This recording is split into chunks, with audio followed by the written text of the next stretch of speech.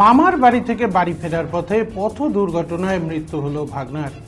দুপুর নাগাদ নিজের বাড়ি থেকে মেকলিগঞ্জ থানার অন্তর্গত বল্লভের বাড়ি এলাকায় মামার বাড়ি গিয়েছিলেন সাপটিবাড়ি 1 নম্বর গ্রাম পঞ্চায়েতের পাগলার বাড়ি এলাকার শিরিষ রায়। সেখান থেকে সন্ধ্যা নাগাদ বাড়ি ফেরার পথে ঘটে গেল দুর্ঘটনা। রানীরহাট মোড় সংলগ্ন সেনপাড়া এলাকায় রাস্তার পাশে দাঁড়িয়ে থাকা এক ফুচকার দোকানে ধাক্কা মারে বাইকটি। সেখানে গুরুতর আহত হয়ে পড়েন বাইক চালক সহ আরও দুজন। তাদেরকে উদ্ধার করে ময়নাগুড়ি গ্রামীণ হাসপাতালে নিয়ে এলে কর্তব্যরত চিকিৎসক শিরিষ রায়কে মৃত বলে ঘোষণা করে। এই ঘটনায় শোকের ছায়া নেমে পড়ে এলাকায়। জানা যায়, ঘটনার পরেই পুলিশ দুর্ঘটনাগ্রস্ত গাড়িটিকে উদ্ধার করে। এদিকে মৃতদেহটি উদ্ধার করে বৃহস্পতিবার ময়নাতদন্তের জন্য জলপাইগুড়ি মর্গে পাঠানোর ব্যবস্থা করে পুলিশ।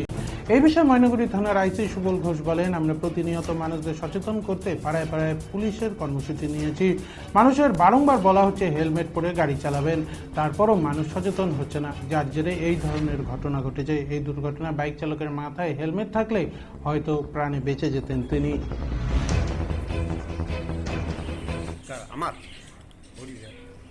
বললাম যে মারা গেছে তার নাম কি? সিরিজ হয়। কে হয় আপনার? আমার তো ভাগিনা হয়, কিন্তু ও তো আমার বাড়ি থেকে গিয়েছে 12টা থেকে।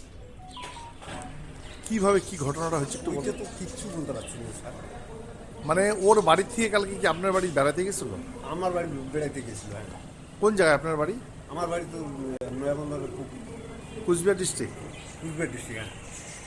তো তারপরে কি বাড়ি থেকে আপনার বাড়ি থেকে ফেরার পথে ঘটনা?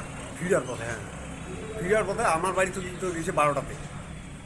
হ্যাঁ 12টাতে গেছে। ও তো আরও হাটপাত করছিল বলে ওড়ার পরে আরও ওই ঘটনাটা হয়েছে সন্ধ্যা। বললাম যে কিভাবে হয়েছে ঘটনাটা যেটা শুনছেন? ওইটা এখন কিচ্ছুই বলতে পারতেছি না। আমি ওই কালকে আসছিলাম, তাতে ডেড বডি নিয়ে যাচ্ছে, আর কিছুই জানতেছি না। আমি তো ওর বাড়িতে আড়ো হয়ে আসি আর কি।